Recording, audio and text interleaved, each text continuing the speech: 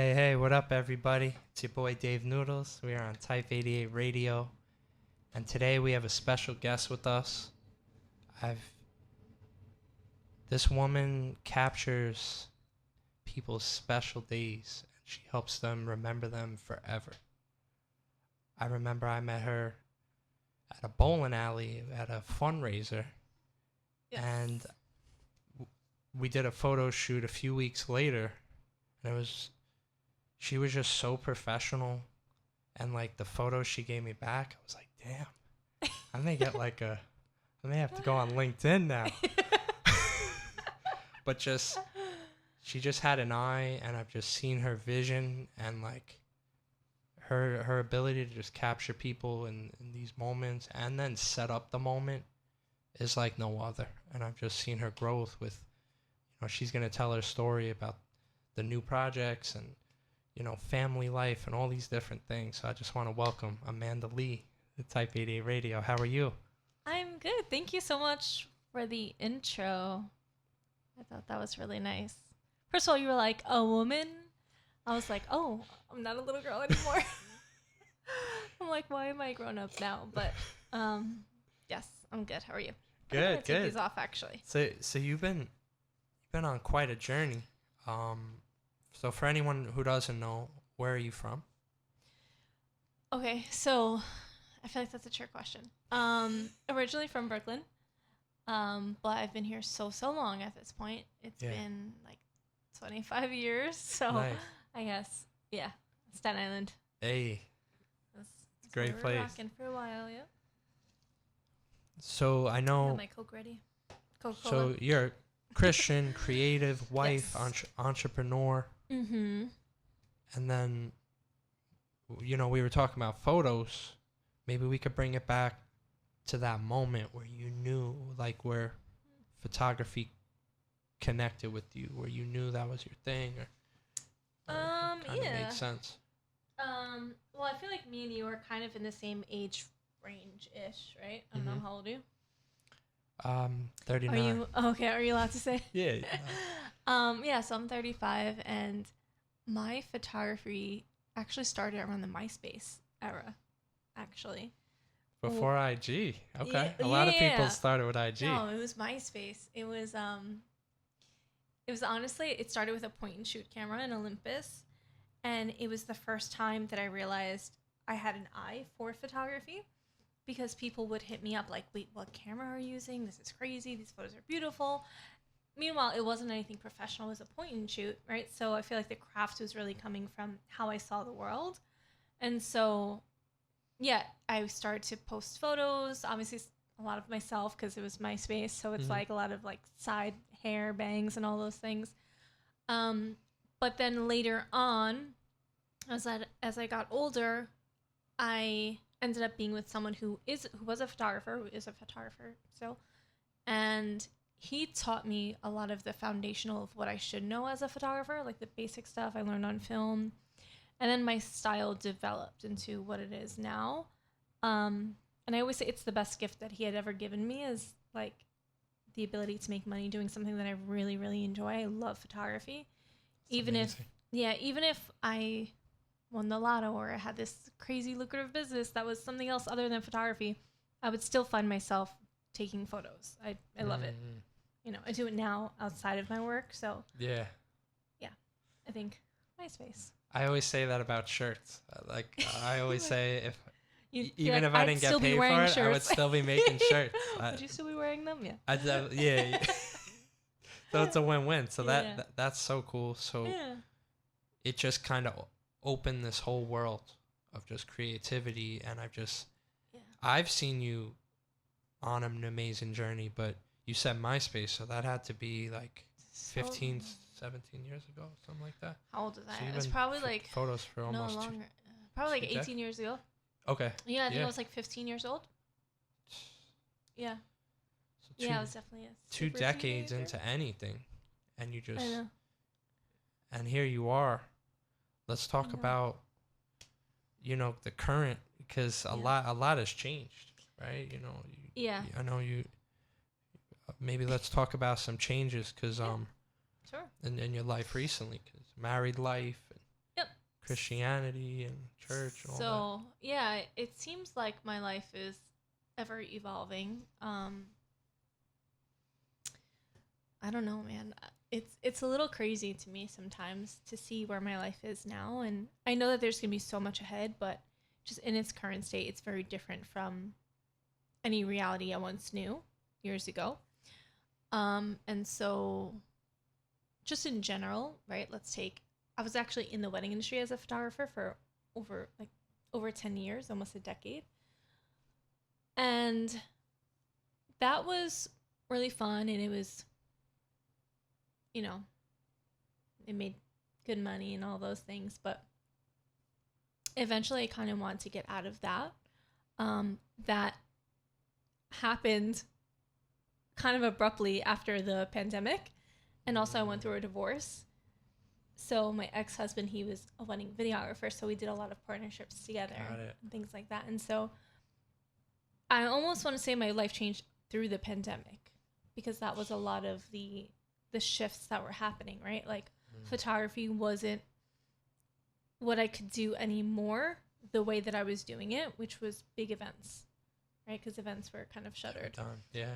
And so that kind of made me adapt and push more into portraits and things like that, which is now, I do a lot of portraits, but also like I have my own photo studio, which is crazy. It's something I never thought would be possible at all.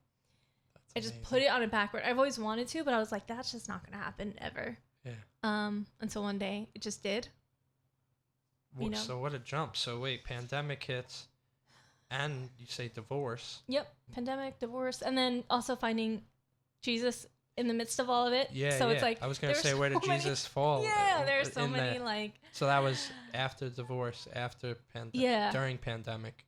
Yes. So kind of ending the wedding.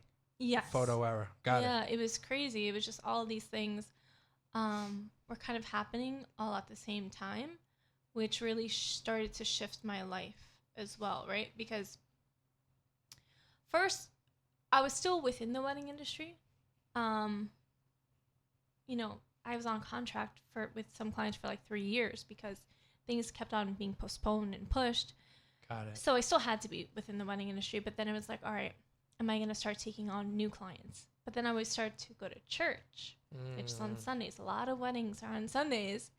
And so I decided to make a decision to not take weddings on Sundays. Got it. And then eventually thinking like, okay, well, one of the main reasons why me and my ex divorced was the topic of children. Got it. So he didn't really want them. Got it. And I did. And I started to have to plan my life now out so far along, right? And so typically a wedding, like they book you 2 years out in advance. And now I'm in this position where I'm like, I'm not married, but I know I want kids. But now I have to book a contract for 2 years. I don't know where I'm going to be. I could be, I don't know any of those things. And so I have to make those decisions. And so I had to pivot in such a way. And a lot of it is still very much like, I feel like I'm free falling and just figuring it out. But, in my current season of now being married again, newly married, trying to have a child and trying to start a family, being in ministry full time, essentially, without the pay, because I'm a leader at my church. Shout out to Cool House. Yeah. And then being a business owner too, it's like, okay, in this way, it all kind of makes sense. I'm still fumbling through it all, but it seems to be okay. It's a lot. What I love is, right, like there's these moments where we hit this wall or we fall and then it's like, what's the get up? How is the get up? And what do you do when you get up, right? Yeah. Some of us stay down for a little bit. I think that's... You got to sometimes, and it's like thinking and figuring out and like letting time heal and certain things. But you made these decisions based on major things that were important. Huge, yeah. Yeah, huge. and it's just like you're like, all right, well, this is not gonna work here, so I'm gonna I want to go here. Yeah. I can't keep this here. I gotta go here now. Right. And then like And then it's like, well, I want this. I want to go to church, the thing. And then but I like how you kept kind of making these big decisions, even though it's stuff a lot of people get really comfortable with. You know, like we get comfortable in relationships. We get comfortable in making tons of money on a Sunday. Right. Where it's like, why give this up? Yeah. Yep. But you made these decisions, and now I feel like you've stepped into this like sunny place, right? And it's just like you're making it all make sense, even though it's. I think I'm not there yet, but I think I'm getting there. Okay. Right? It's like the sunrise coming, but I think I learned pretty early on that you have to make those tough decisions. I think I've always been a quitter. I'll be honest with you. Mm-hmm. Like, since I was like a teenager, right? Like I had my first job and it was like, all right, I have to quit this job to go get a better job and a better job and a better job, you know? And even my mother, who I feel like I'm just going to talk about all the things that maybe we're not supposed to talk about anyway, because that's just how I am now. But like, you know, my father was having an affair and this was going on for like, I don't know, 10 years or something. And my mother left him, right? And so I saw like, okay, like there's something that like a lot of people can turn a blind eye, but she was like, no, absolutely not. And she left him and she did what she had to do, you know, multiple properties, worked on her own, you know, things like that.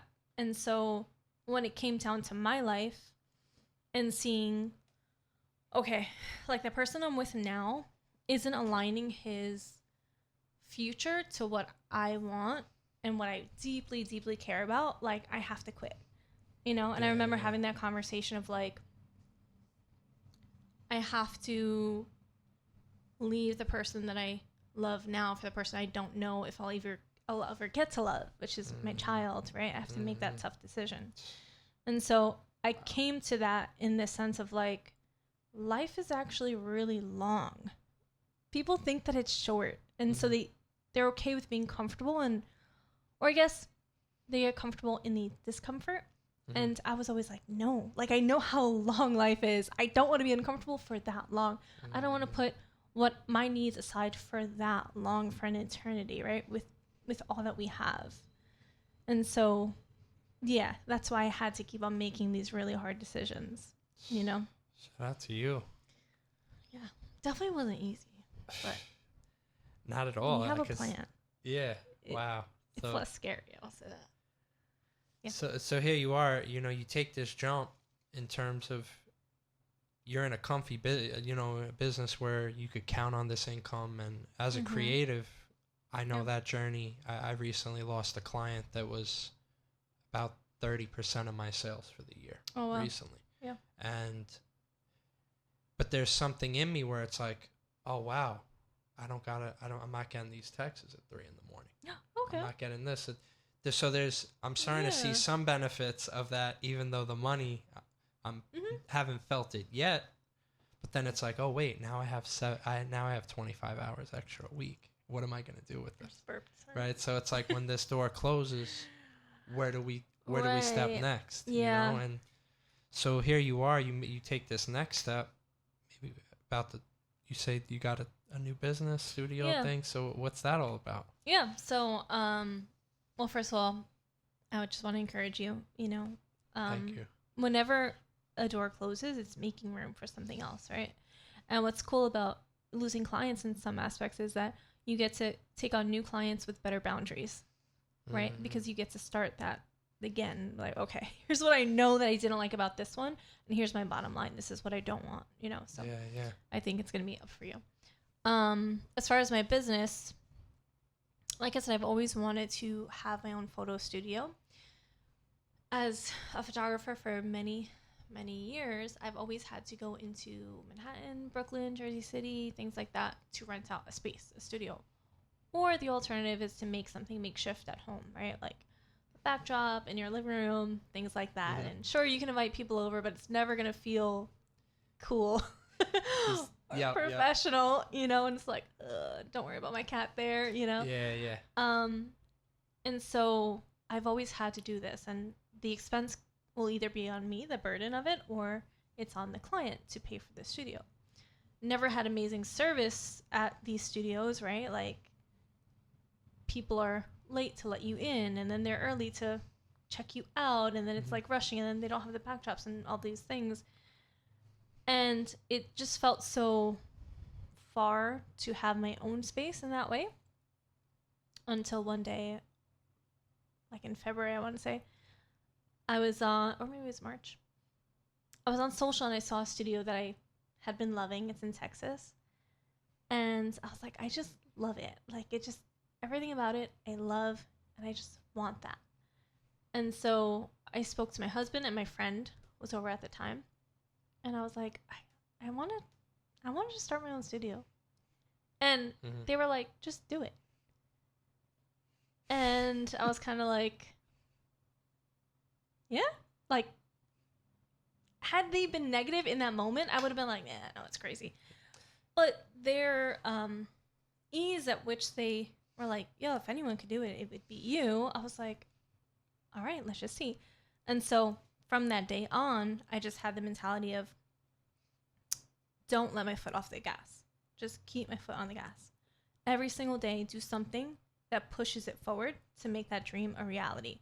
And so it was like being on Pinterest, pulling ideas, looking at commercial spaces, getting a real estate agent, saving money, like just reaching out to that studio in Texas and saying like, hey, I want to do this, but I have questions. Could you like mentor me? Can you take a call? He ended up getting on a call with me, encouraged me. And so I was like, okay, I'm going to do this. And he was like, even if it's just your clients, it's worth it. It's your own space. And so I did that, and it's in Tottenville. It's a beautiful, beautiful building, brand new. I love the aesthetic. It's a little hard to market because people aren't looking for it because they didn't know that it could exist here, because we're used to like Manhattan and all those places. But I'm sure there's so many content creators that would love to use the space, and I'm making it super affordable for people because at the end of the day, I'm like such a sucker for the arts in that way of like, just get in there and do something, just have fun with it. So a place like that could easily be like $150 an hour. I'm charging $40 an hour. That's like 2003 prices. Right. Like, but $40. That would make me want to be like, hey, let me book 7 hours. Exactly. I want it to be a no-brainer. And for me, I'm a very like work smarter, not harder. So go in and batch your work, right? If you're a content creator, go in there, spend 3 hours there. That's $120. Like, then sell your services. You know what I mean? Like, and then just make that money back and just have a designated space for you. And so the space in general is like the first phase of it, right? So we've had like a boutique owner come photograph her clothes. We've had photographers book sessions there. Awesome. We had a journalist film an interview there. So it's like, it's a good space to use. Second phase is going to be podcasting, where they could sit down. They pay for the hour. It's not me $40, and then they get sent the assets. So obviously, there's a lot of overhead with podcasting, and it's like, you don't even know if you're going to like it. Yeah. But you have to invest a lot in it. And so I was like, I want people to have the ability to have a voice without such an overhead, especially because I feel like in Staten Island, there's a lot of creative individuals that aren't able to get their message out because they don't know how. Yeah. So, that's real. Yeah. So it's open. It's open. The photo studio is open. And where you said it's in Tottenville. Where do they find it online? Oh, it's check you. Book Remy Studio. Remy, REMI. Got it. Studio, yeah. Book Remy Studio. That's a cool name. Where'd that even come from? Remy is short for Remedios. Uh-huh. Yeah. So nice. Ruben Remedios is my husband. Shout out to Ruben. Shout out to Should be my married name. It will be on paper one day, That's awesome. But I love it. Yeah, so I'm really excited about the studio. I love it. I think it's just so fun. It has leveled up who I am as a professional too. I take on like social media clients, and I could have meetings there and have my own sessions there, and it's not a burden of price on them. So That's amazing. yeah, it's really fun. And good for you, because I've seen this, Amanda, too, where I've taken on a new responsibility. Whether I've had offices in the past, I've partnered with Projectivity. We split spaces. We had spaces, and every time we had rent, I found a way to pay it, because it was like, you have to. You gotta do. You have to. You gotta do what you gotta do. You gotta figure it out. Yeah. And when you have that responsibility, it pushes you a little further. For me, it pushes me, even though there are times where I was similar to how you were when you started, or before you even got into it.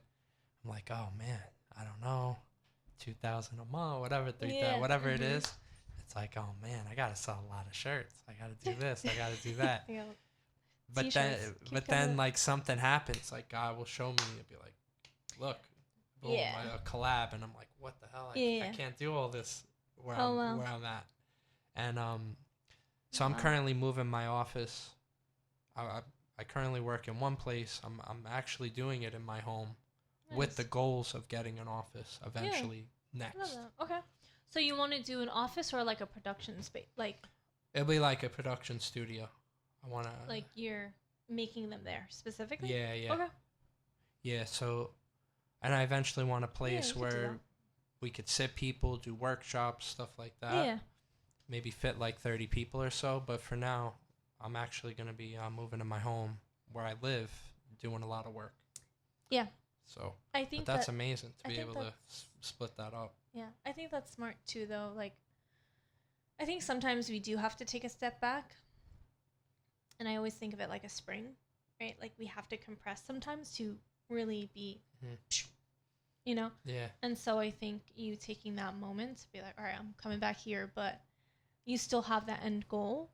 And it's really in the tightening of what you're doing that's going to allow that expression to come out and do something bigger. So, yeah. And I think that's, your goals seem very attainable. So, yeah. I'm excited for that. I can't wait to check out the studio. Maybe the next episode we can have there. Yeah, so July it's gonna be functional for the pod podcast. stuff. Yeah. Oh, sick. Yeah, I'm excited again because I think a lot of people don't know I have like not podcasting background, but like with my ex, I helped him establish his podcast. And so I was their video person, like, you know, some of the brains behind all of it. And it's like the #1 rollerblading podcast now. And I'm like, you're welcome. I'm like, you're welcome. That's awesome. I did those green room posts, you know, like those other things that kind of make it pop and that make it, you know, special. And so I think I know what it takes to do a podcast. I don't think I'm going to have my own personally because that's a lot of talking for me. And I feel like I'm very like curt, but that's going to be fun. And I hope that, actually I'll announce this. We're going to do a scholarship at first. Okay. So essentially what we're going to do is we're going to put out a contest for anyone who wants to start a podcast, right? Who has an idea for one. And we're going to assess what we think would be good. And we're going to film their podcast for 3 months and see if it has legs as a scholarship, you know? That's cool. Yeah. And if they don't want to do it, then that's okay. But at least we'll have content to show what we do. That's real. You know? Besides the podcast you've helped blow up. I am like implementing on that. Like that's like so unofficial. It's very unofficial. But that's amazing. Yes, we blocked on everything, you know. Now, you've always had a vision. I remember we did that photo shoot. Mm-hmm. It was like 45 minutes, and you gave me some of the nicest, cleanest shots with just sick angles. And yeah, I liked your photos. And that was dope. I did. Yeah, and it's so funny because you definitely have an eye, and thank you. And I see you helping Kuhau, and I see their visuals, and it just thank you. Yeah, you got like a magic touch with visuals. Thank you. You know what you're doing, you know where you're going, and you got a vision. someone said I'm like the eye for the Holy Spirit or something. Like I can see things in a way. But with you, it's so funny. I was telling someone, I was like, yeah, Dave was one of those people that everyone was like, wait, how do you not know him? Like, you have to know him. It doesn't make sense. Like, that's crazy. It's not that we ran in the same circles, but it was almost like, do you watch Marvel or anything like that? Yeah, yeah. It was like, I feel like we're variants of each other in some point. Yeah, you know? yeah. Like we help creative people be more creative. Yeah, you know? Or do their thing more. Yeah, and even as I was watching your podcast, I was like, no, why do me and Dave talk the same? I feel like we're so like chill and like you can't get us riled up. I don't know. That's what it seems like to me anyway. You know, like you're such a chill person. I'm like, no, we're the same. I'm like, this is why I'm drinking a Coke right now because I'm like, we're gonna put someone to bed. I normally drink Coke out of a can too. That's pretty cool. Yeah, no, this is like my all right. I'm like when I need energy. That's Yeah, cool. We're variants. I remember. Yeah, it's true because we do have a lot of mutual friends, and and I've just seen your growth over the last almost 6 years. I think I met you because I remember because it was definitely pre-pandemic, right? Yeah. Because I went on a date that day. It was and it was like a special. It was a special date. That's why because it's a date I always remember. And that was. This is the person you're with right now. Yeah, yeah. Okay, good. And that was so. That's how I always remember because it was literally the day before that. That's so and funny. I think I remember you telling me that you had a date that day. Yeah, yeah. So I always remember those days like side by side. And I kept those photos for years too because the pandemic hit. Oh. And then they just like were my photos for a really long time. Yeah, because I'm like, what are you gonna do? Like, might as well. Yeah, I like those photos. I think they were good. So you know, here we are, you know, you're working with one of the coolest churches in the game. You think so? I love Cool How, I must say. Yeah, they're pretty good. I don't go there actively, but... You have a church, all right? Yeah, okay. Yeah. I go to Holy Family, but the vibes at Cool How were just special. That was like my mark where I got back into church. I love that. And I could definitely pinpoint it. Like seeing Nitty and Andrew Daniel, like they were just loving church so much. And I remember I was like going through an interesting season. I'm like, oh, I gotta just go to church. And I was like, oh, my boy's going to church. That's so cool. So I showed up at Cool How, got nothing but love there. It was beautiful, and it's just so dope to just see part of Cool How. It's weird, right? It's so amazing. It's my friend had been inviting me for a really long time. For years. Well, I guess she kind of invited me. But she wasn't really going there. But she was just like very friendly with them. And so I never really went because I felt like I'm like, girl, this is my best friend. I'm like, you barely like me. I don't know about these church people, you know? Yeah. So you never went to church before Cool How? So I was raised Catholic. So I went to Catholic church. Gotcha. After church, we used to go to Taco Bell. That was like my church tradition. And so I had a lot of like associations with church and beliefs and things like that really pushed me away from it in general. I always believed in God. I believed in Jesus, but I felt like there was so much doctrine that was tied to it that I just couldn't really get down with, you know? Okay. Like women preaching. Like I prior to Cool How, I never saw a female preach. Right? And so I was like, why? It doesn't, I don't get it. You know, there were a lot of things, or just like confessing sins in that way. It kind of pushed me away. And my now husband, actually, he had sent me a message because we had mutual friends. And he was like, why don't you go to church? Like, I'm just curious, like, what's the background on that? And so I got on a Zoom call with him to kind of discuss things. We ended up having like an argument because he wouldn't stop talking. And I was like, are you the youngest child or something? And he's like, yes. I'm like, okay, I'll let you talk. Like, relax. And so we didn't speak, but then I ended up coming across his brother, Ro, preaching on Facebook. So I said, all right, I'll check it out. So watched the preaching, and I'm like, wait, why am I laughing? Wait, why am I crying? Like, this is supposed to be church. Like, I don't understand this. And I enjoyed it so much. So I was like, all right, when you guys get back in the building, because this is the pandemic, I'm going to come. I'll take photos to promote. Because, again, like, that's just my heart, you know. During the pandemic, I was, like, taking food photos at restaurants for free because I wanted them to promote their business and succeed, you know. So I went to church, and I was like, okay, this is cool. But then it was the second time that I went to the service after getting to know the people that I just had a Jesus moment where I was like, wait a minute, like, this answered all the questions that I had in my spiritual faith prior. You know, it wasn't a sermon that was planned. It was actually an audible, like, Pastor just was like, hey, we're in a message series, but this is what I feel like I have to preach right now. And something about it was just like, yeah, like, this is, I don't know, I just had an experience, you know? And yeah, I've been just chasing after Jesus ever since. And wow. It's kind of, yeah, it's wild. I love it.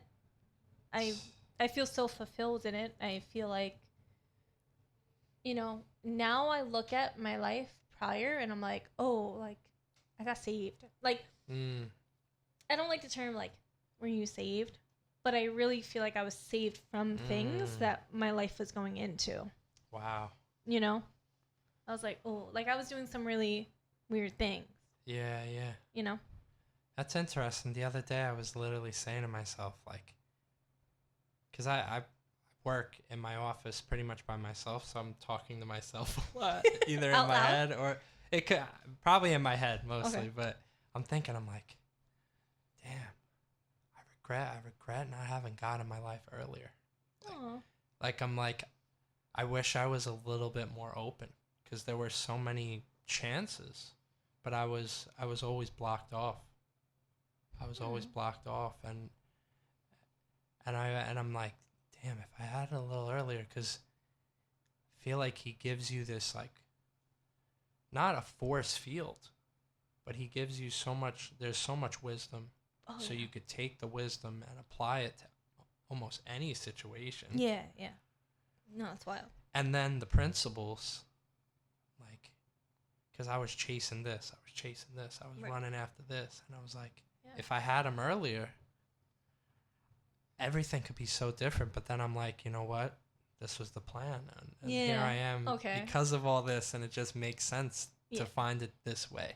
Yeah. But I'm happy that you said that, because I was like, I don't want you to regret it. No. But I own my regrets too. Like, I'm like, you know what? I own it.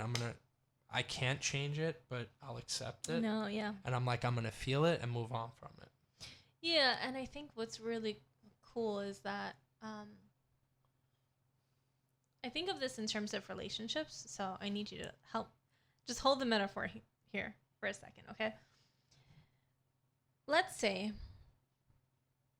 let me ask you a question. What's your favorite pizza spot? Brothers Pizza? Mm-hmm. Okay. Let's say you only ever had Brothers Pizza in your entire life. Would you ever consider, like, well, maybe they're not the best pizza, right? You might. Or you can live your life trying all the other ones and then come back and be like, dang, that was really the best pizza, right? Your perception is completely different. Yeah, I think in terms of relationships, sometimes that happens. When someone's in a relationship for a long time, they're like, I don't know if I have the best partner. There could be more out there. And it's like, yes, that could be true, but you could also be right next to the best pizza spot ever, right? Mm-hmm. And so sometimes that perception is just made more, like, rich when you have the other things. And so like you spent a lot of time trying out the other pizza in your life without Jesus. Yeah. And then you came back and you're like, oh dang, like he has it. Like he has a really good pizza, so I'm gonna stay here. And so yeah, I think that love and the years that you spent maybe away from him strengthened, I would think it strengthens your faith, you know. I love that. I love how you told it with pizza. Yeah, I was thinking, I'm definitely like, connect. Yeah, That's real. Yeah, pizza. Brothers No, it's true. really Perception is so important, and I really appreciate that. Yeah, Thank you. Yeah, and I feel like, you know, I've had those moments too because, you know, I was, how old am I? I'll be 35 in August. So I was 31 as a baby Christian, essentially. And I remember I was maybe like a year into, you know, going to church, and somebody said something, and I was like, oh yeah, because I'm a baby Christian. And he was new to the faith, and he was like, wait, if you're a baby Christian, then what am I? And immediately my heart was like, oh my God. I was like, no, you're right. Like, you're right. You know, like there's no time in which like he hasn't been with you. You know, you can't be a baby Christian. Like, yo, he's been with you the entire time. Whether our headphones were off to his voice or whatever the case is, like I really feel like the Holy Spirit just dwells within us nonstop, you know? And so, yeah, even that sense of regret, it's like, now you think the Holy Spirit wasn't being like, don't turn left, like, don't do that, you know? Like, there was always this constant, like, guiding that led you to the moment at which you're like, all right, I want to take this seriously. That's amazing. Yeah. That's what I think. But I could be wrong. I don't know. Nah, that's... We'll figure it out at the end of this life. That's real. So, wow, like you just, you know, you're planting these seeds, you know, with the Remy Studios. Mm-hmm. You know, you're part of Cool How. You're married now. Mm-hmm. Through the ups and downs, you know, and just to hear your take and, you know, your growth since that day we did that photo shoot, literally 5 years ago. Yeah. It's going on like, well, it was like, it was May. It was actually May. So it was about a month. Yeah, over. But it's it's just so great to hear all these things and you hear your growth and evolution and, you know, faith and everything. What would you say to someone that's, you know, maybe they are following their dream, but things aren't making sense? You know, because I know you've been there. I know you've hit your lows. And and then you said, you know, you do see the sun by the horizon. Yeah. I think I would say there's a lot of points at which it's not going to make sense. I mean, I hate to talk in so many metaphors, but it's like your life is this big puzzle piece, and like it's not going to make sense when you do the little minutia things, you know? It's going to in the bigger scheme of things. And so it's important to hang on to a goal, you know, and to really have a visualization of what you're actually attaining. I think that in general is a big rule of thumb, even if you're not doing something visually specifically. Start to visualize it, because when it comes at you, you're going to know. Like, oh, this is, I know that I'm on the right direction because that's exactly what I planned for. You know? And then once you get clear on your vision, that's when it makes sense. Not all together, not big picture wise yet, but it's these little markers along the way. You know? I love it. Yep. It's so amazing. So if people want to connect with you, they want to book Remy, or they want to, you know, you still do a little weddings, or it's like it's got to make the right time. Yeah, exactly. Yeah. So I do love weddings. That's the thing. It's like I'm a sucker for them. Like it's romance, it's love, it's all the things. it's the 2-year commitment that I don't like. So Gotcha. I'm down for like city hall elopements, last minute weddings. I'm doing a wedding in August. You took a photo of, I think, one of my friends, right? I think they booked you. I forgot it. You forgot your friend's name? No. It's been so long since I had him. Was it Mike? It may have been Michael. And you've probably done 100 of these since, but I'm curious. But I think they said you did an amazing job. I don't know who it is. I think they proposed. Okay, so an engagement. A proposal. Yeah. So that. So. Yeah, I love weddings. I'll do them. I love them. Quick weddings. Yeah, everything is like I'm always accessible on A-Lethal on Instagram, but I'm gonna put the links wherever you're listening or watching, and then book Remy. Book Remy Studio. Yep. On Insta. Yep. On Instagram. On website. Book Remy Studio or Studios. Studio. Yeah. Gotcha. I'm gonna put the links as well down there. Yeah. I can't wait to check it out. Yeah, actually, I wanted to do like a pizza party headshot day. That'd be amazing. And so I want you to come. Yeah. Let me know. So literally, I just want people to show up, get headshots, eat pizza, and just hang out and network. I'm sold. Yeah, I feel like that'll be fun. Because we need to get more people on LinkedIn and, update their profile photos. Real talk. I can't wait to check it out. Content. Congrats on that dream, making it a reality. Congrats on marriage and, Kuhau and just all these amazing things you've been working on. Shout out to Appreciate it. And, thank you so much. You're always welcome back. And hopefully, we could do part 2 in the studio. Yes, I think that'll be a lot of fun. Thank you for having me. Of course.